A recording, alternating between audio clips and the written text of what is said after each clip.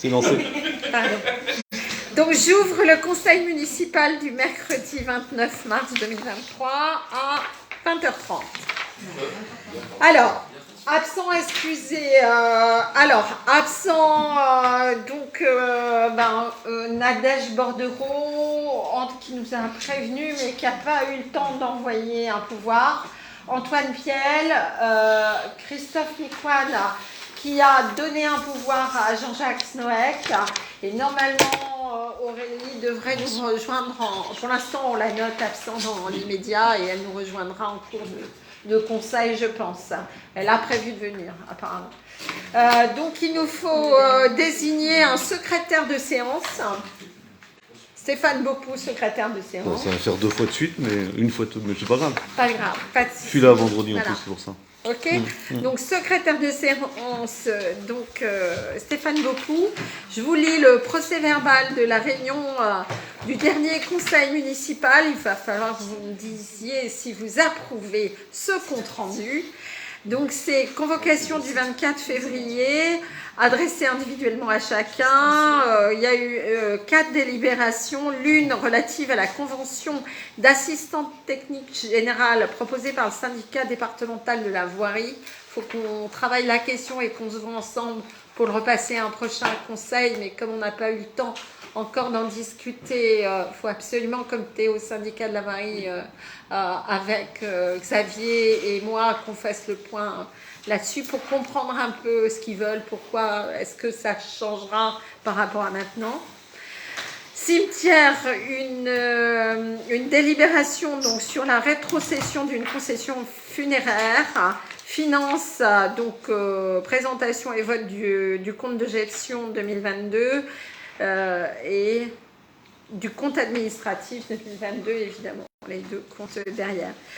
Donc, le secrétaire de séance était Stéphane. La délibération pour l'assistance technique générale proposée par le syndicat de la voirie a été repoussée à une date extérieure, le temps qu'on échange et qu'on comprenne pourquoi et comment ça va se passer. La délibération sur la rétrocession d'une concession funéraire a été votée à l'unanimité. La présentation et le vote du compte de gestion a été voté à l'unanimité. Et la présentation et le vote du compte administratif s'était exprimé avec une abstention et donc 11 pour. Voilà. Des réflexions, est-ce qu'on peut... Des remarques sur l'ordre du jour? Non, tout va bien. Donc, on peut passer à la délibération. La première, en fait, qui concerne une demande de subvention auprès de la CDA de La Rochelle dans le cadre du fonds de concours pour le soutien aux manifestations communales 2023. Alors, je vais passer la parole à Chantal Cherprenet-Quintin, qui va vous expliquer tout ça avant de passer au vote. Alors, cette année, nous devons demander une subvention à la CDA pour toute la programmation annuelle. Oui, ça change par rapport à avant. Voilà. On demandait au parcours, maintenant on va demander en global sur toute l'année. C'est donc du prévisionnel. Voilà, il n'y a rien de certain. De toute façon, c'est juste du prévisionnel. Du prévisionnel, Voilà. Donc, on a déjà fait Vivre Livre le 28 janvier. C'était une animation sur 6 heures autour de la démo. On a déjà fait aussi samedi dernier Café Poésie. On fera dans le cadre de mai à vélo toute une journée autour du vélo. Et il y aura le cabaret percussif Stoubac. Il y aura la fête du village le 14 juillet. Et les contes des citrouilles, qui ont toujours du succès, seront reconduits. Alors, un tableau récapitulatif, voilà, c'est plus simple de tout avoir en même temps. Donc, globalement, on a un montant de dépenses de 5 260 €. c'est la participation de la commune. La participation de la commune et de 5 260 € la participation de la CDA. C'est-à-dire la totalité de toutes les animations sur l'année ferait aux alentours de 11 970 €. Et on a des aides hors CDA pour 1 450 €. 27%. Donc, si vous avez des questions, sans doute y répondre. Sinon, je vous demande de voter. Est-ce qu'il y a des votes contre? Est-ce qu'il y a des abstentions? Il y a des votes contre. Hyper court. Voilà. Bon. Allez, Naïm. Merci. Merci à tous. Merci. Nous allons passer donc à une demande de subvention au titre du fonds de concours pour le renforcement de la trame verte pour les communes. C'est un nouveau fonds de concours qui n'existait pas jusqu'à présent, qui est un fonds de concours de l'État qui permet de renforcer... La CDA, c'est lequel? Alors, il y a celui de la CDA Oui, d'abord, celui de la CDA et d'abord. ensuite, après, il y en aura un autre, c'est de l'État, vous l'État. verrez déjà. Mais c'est donc pour favoriser les plantations. Je passe la parole à Stéphane Beaupoux. Donc, comme tu viens de dire et comme c'est indiqué, c'est un nouveau fonds de concours qui a été voté à la CDA. Vous avez les dates indiquées le 29 septembre 2022. Ces plantations sont réalisées sous maîtrise d'ouvrage communal. Il y a un cahier des charges défini dans un contexte environnemental favorable, essence locale, etc. Je leur ai transmis le cahier des charges. Je leur ai transmis. On n'a pas encore transmis. J'ai fait le cahier des charges. Il va être transmis à la CDA à suivre, après le vote. Le fonds de concours peut atteindre 50% des dépenses hors taxes des communes, avec une subvention plafonnée à 5 000 €. La commune de Clavette... Par an. Ouais, c'est par an. important. On pourra le redemander tous les ans. C'est marqué. Et la commune de Clavette a prévu la plantation d'une haie au niveau du cimetière, ainsi que de plusieurs arbres sur la commune. Alors, à part le cimetière et la rue des Tilleuls, toutes les autres plantations sont des arbres qui ont dépéri, qu'on C'est du remplace. remplacement. Voilà. Alors. Donc, c'est ce qui va être présenté, disons ce qui va être présenté. En commission à la CDA, je pense pour eux qu'ils puissent décider si s'accepter ou pas. Mais bon, là, ça rentre dans le cahier des charges, donc il n'y a pas de raison. Donc, Voilà. Sur le City Stade, c'était sur la haie, sur le côté, c'est des arbres qui avaient été arrachés sur le côté, au début des plantations. Donc noisier, cornouiller... Bah, c'est un complément de ce qui existe déjà, et voilà. Il y a également ce qui est intéressant, c'est aussi sur les... C'est un rappel un peu aussi le nom de la rue, ça permet un rappel sur le nom de la rue. La rue des Tilleuls. Et c'est un peu un aménagement de l'espace vert. Et là, c'est 3 tilleuls, donc c'est tout un ensemble de replantation et de réaménagement sur la commune. Tu as le global. Le global, il doit y être à la fin. Ouais. Il est à la fin. C'est 4000... non, le 6456. Excusez-moi. 6456 en tout. Donc on va demander le fonds de concours. Et donc on désire solliciter le fonds de concours trame verte des communes de la CDA de La Rochelle à hauteur de 50%, comme je vous l'ai dit tout à l'heure, pour la projetmentation d'une haie, comme j'ai précisé, au cimetière, etc., rue des Tilleuls. Donc si vous avez des questions, déjà... C'est un projet qui a du charme. Ouais, il y a des charmes dans la plantation. Il y a sur les charmes, c'est un C'est remplacement pas d'un pleureur, petit charme hein. qui existait. C'est un charme qui existait rue des Lucioles. Non, je vous redonne la liste pour le fun.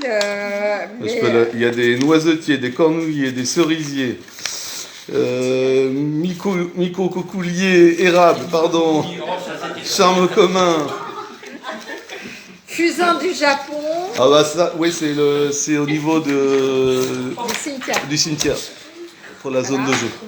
C'est juste pour faire une verrée de protection autour. Voilà. Bah, je vois que sur le fond, vous avez l'air d'aimer ces espèces, ces variétés. Hein. On va passer au vote. Des votes contre? Vas-y. Des abstentions. Des votes pour. Vous êtes augmenté le nombre de. Tu as été convaincu. Merci.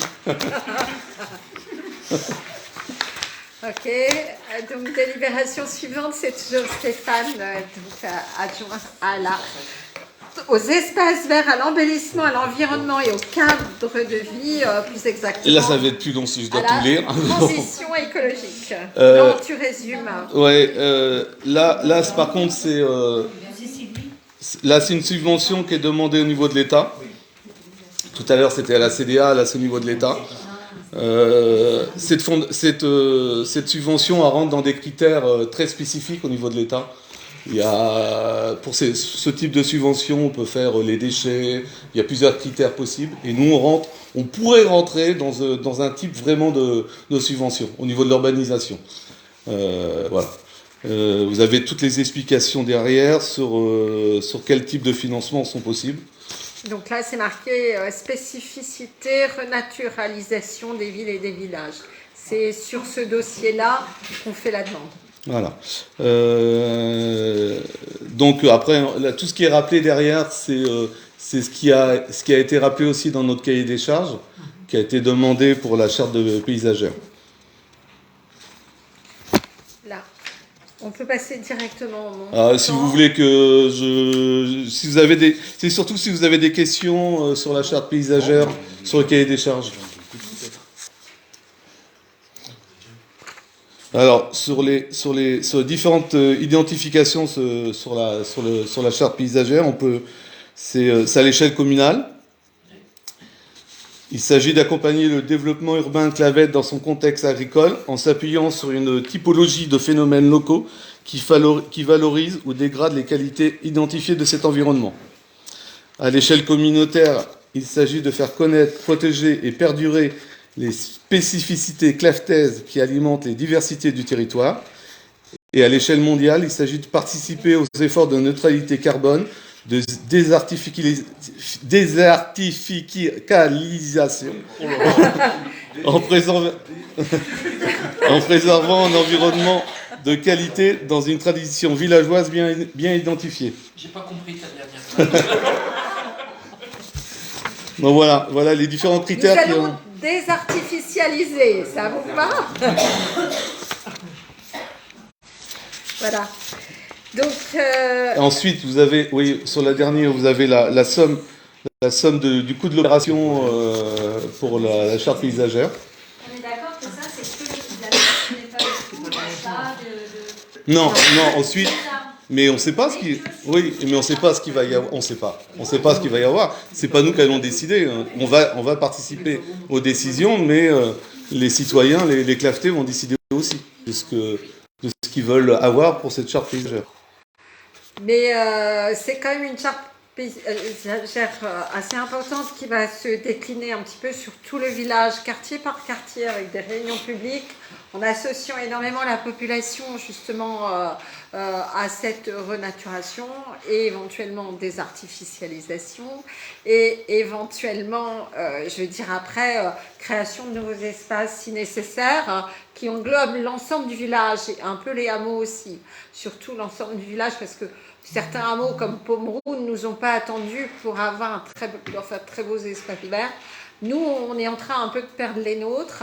Donc, dans ce contexte aussi de protection contre les pesticides, de barrières naturelles et tout. Et surtout, comme il va faire de plus en plus chaud et que les arbres quand même permettent de baisser en température, ça permet, de couvrir un peu tous les contextes du fameux fond vert. Et nous aussi, comme tu dis, il va faire de plus en plus chaud. Et nous aussi, on doit adapter aussi nos plantations à ce changement climatique aussi, en même temps. Et c'est aussi ce que, je reviens sur ce qu'on a fait tout à l'heure, sur la CDA, dans leur cahier des charges, c'est ce qu'ils demandent aussi, qu'on adapte nos plantations par rapport au changement climatique. Dans les zones d'ombre, il y a des grands arbres. Je ne suis pas sûre Alors, d'avoir vu sur... Alors, si c'est là où c'est intéressant, c'est que d'abord, ça va permettre aussi de former les équipes municipales, y compris aussi, oui. espaces verts, etc. Il y a des arbres qui, en fonction de leur système racinaire, sont ou ne sont pas adaptés. Donc, ça creuse un peu les connaissances aussi derrière. C'est une charte qui sera l'aboutissement de plusieurs mois de travail de toute façon, qui fera aussi des fiches, c'est-à-dire quand les gens ils construiront ou aménageront, feront n'importe quoi au niveau urbanisme, à chaque fois, donc Xavier Nanlong, adjoint à l'urbanisme, leur remettra aussi les fiches avec attention aux allergènes, attention aux espèces invasives, et puis en même temps, Une ce qu'on peut... supposition de ce qu'il pourrait mettre. Voilà, Il y a une liste non exhaustive, mais quand même assez... Puis il y a un côté complète. aussi acceptation aussi de ce qu'on désire faire comme plantation des citoyens en même temps. C'est-à-dire, on va planter et eux vont être d'accord qu'on plante dans ces zones-là. Il y a une Voilà. cohésion et on soit, il y a un partage. Ça, c'est pas nous qui décidons de planter un endroit. Eux aussi avec nous vont décider ce qu'ils veulent. C'est pour ça qu'il va y avoir tout un ensemble de réunions publiques. C'est ce qui fait la longueur de l'accompagnement aussi, parce que c'est vraiment une charte. C'est pas simplement un coup, on rencontre les gens et puis on décide des choses. Ça va être inscrit dans les documents d'urbanisme. La CDA en aura une copie également. Et pour les révisions du PLUI, cette charte sera annexée justement à tout ce qui concerne la commune de Clavette. C'est quelque chose qui s'inscrira dans le temps et qui permettra quand même d'aider et d'accompagner les habitants, mais les agents municipaux, les élus que nous sommes et tout, parce que de toute façon, tout le réaménagement futur de la commune pourra aussi s'appuyer là-dessus. Une charte, je rappelle, n'est pas obligatoire absolument. Enfin, elle n'est pas. Elle conseille, elle accompagne, mais elle propose, Oui. mais elle ne s'impose pas au PLUI, quoi. Elle accompagne. Pour l'instant, pour quelques années.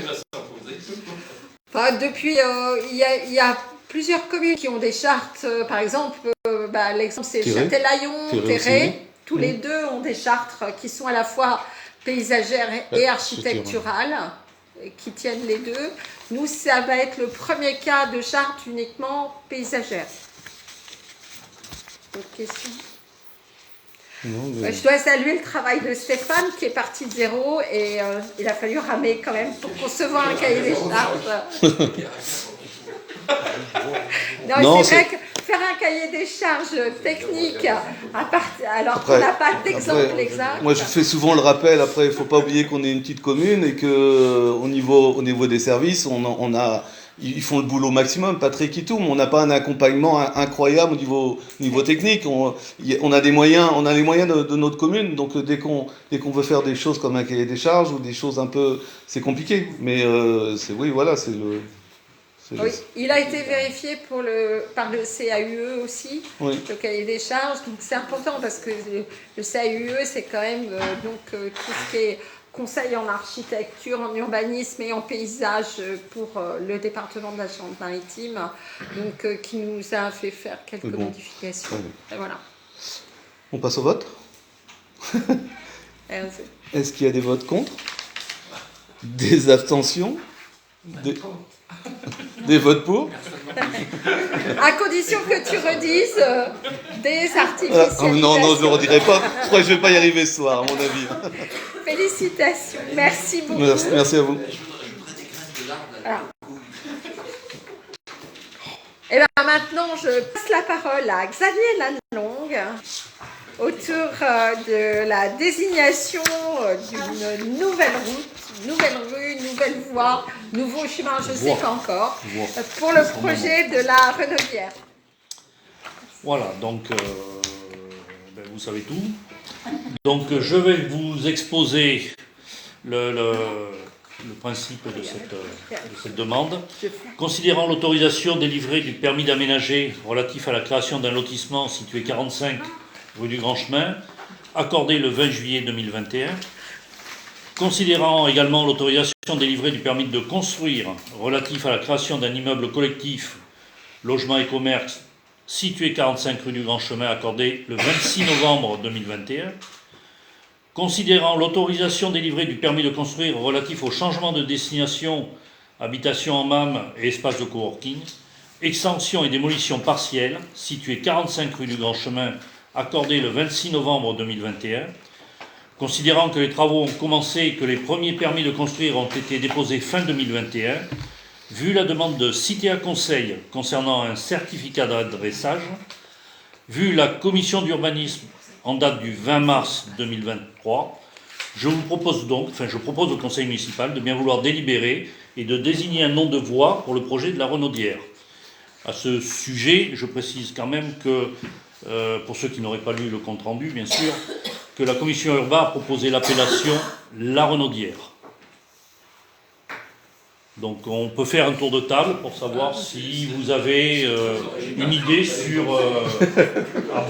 Il fallait aller le chercher quand même. Alors, ça paraît... Alors, Ah non, mais ça a duré des heures de débat. Je non. plaisante. Moi je trouve que tu ne vas pas lui donner le nom d'un savant, je veux dire. ouais, moi je dirais que la plupart, alors c'est ce que j'ai... S'il vous plaît, c'est ce que j'ai dit lors de la commission. La plupart des gens à Clavette connaissent ce coin pour la Renaudière. Nous-mêmes, à chaque fois qu'on en a parlé, on a appelé ça la Renaudière. On va mettre un autre nom maintenant. C'est vrai que ça paraît logique. Maintenant, on est là pour en débattre. Si certains on trouve que c'est pas une bonne idée, qu'ils en ont une autre, on est là pour en parler. Donc il y a ce sujet, il y a aussi le sujet de savoir comment on appelle cette voie. Je veux dire par là, est-ce qu'on l'appelle rue, chemin, impasse, clos? Parce qu'on a pensé à clos également. Clos, moi ça me va. Clos, j'aime bien. Moi j'aime bien Clos. Clos aussi. Voilà. Alors, Clos, c'est OK. Clos, c'est OK. Christophe aussi. Hein. Clos, c'est OK. Est-ce que vous êtes d'accord pour Clos de la Renaudière, du coup? Oui. Oui. Oui. Oui. Nathalie aussi? Oui. Les garçons aussi, ça vous va? Le Clos de la Renaudière. Donc allons-y, c'est parti pour le Clos de la Renaudière. Donc, On peut mettre au vote. on peut mettre au vote Oui, c'est des fait. votes contre l'appellation Clos de la Renaudière pour cette voirie. Tout va bien. Des abstentions, des votes pour. Tout le monde. Merci beaucoup. Alors on est d'accord qu'au niveau de l'adresse, les gens qui habiteront, ça pourrait être 5 Clos de la Renaudière? 5 Clos de la Renaudière.